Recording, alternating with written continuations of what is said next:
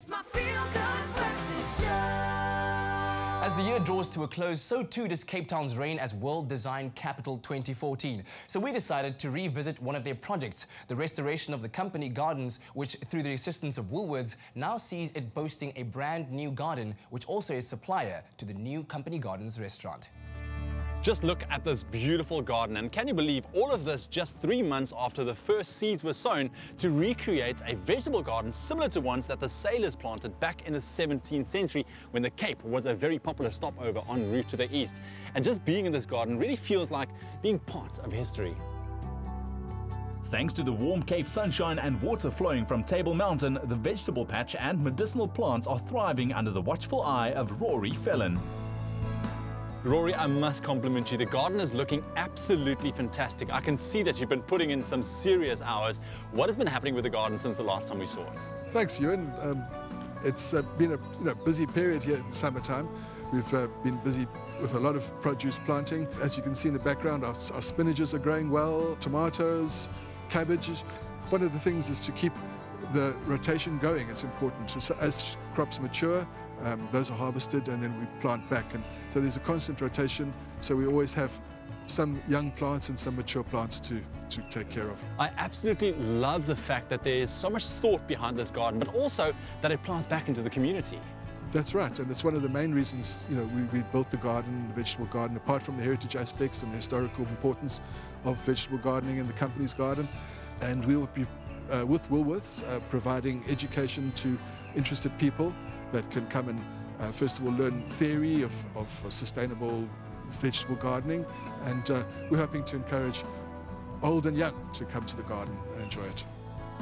With the launch of the new company's gardens restaurant, these sustainably grown veggies will soon be harvested and incorporated into the seasonal menu for locals and tourists to enjoy.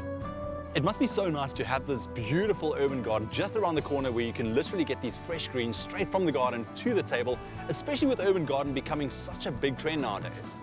It's been really amazing, and we're really happy to be able to be part of something that is such an upcoming trend in food. People are more and more interested to know where their food's coming from, learning to plant their own food.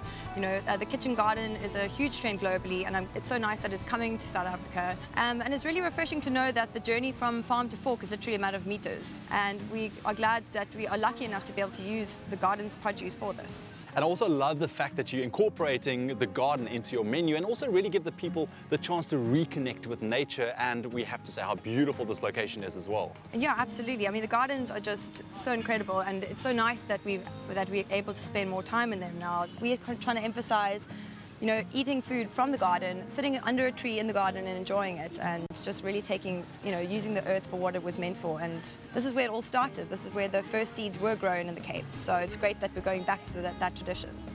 It was in 1647 when the first veggies were planted here by shipwrecked sailors. Jan van Riebeck then expanded the crop 5 years later to form the company's garden. Justin, urban gardening really seems to be a very fast-growing trend. We see these gardens popping up all over the place, even at schools, providing fresh produce. It really seems that Jan van Riebeck really was ahead of his time. Definitely, Ewan.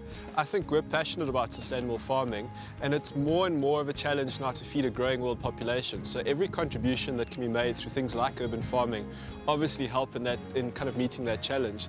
We work in a whole lot of different areas with food gardens at schools, but we're looking at ways to support more and more urban gardens as we can. And this one's particularly fantastic because it's in our backyard in Cape Town, and it's really, I think, part of a rejuvenation of this company garden that's such an important part of our legacy. We're not trying to discourage people from shopping at Woolies, but every little bit of gardening at home and urban gardening really does help in terms of meeting the challenge we have around food security in South Africa. So the bit we can do to support that is really important for us, and we're passionate about it as a business.